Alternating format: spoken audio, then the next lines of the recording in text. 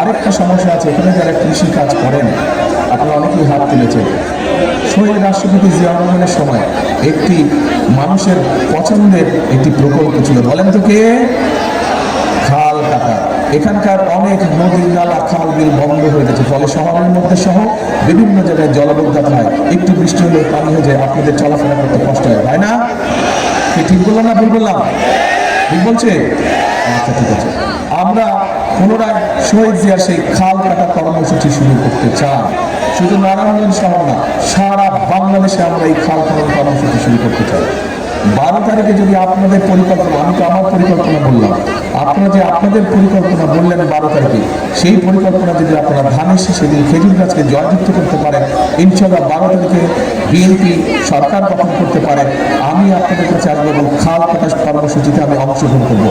কে কে যাবেন আমার সাথে খাল কাটতে? মা বোনরা যাবেন ইনশাআল্লাহ, মা বোনরা খাল কাটতে যাবেন।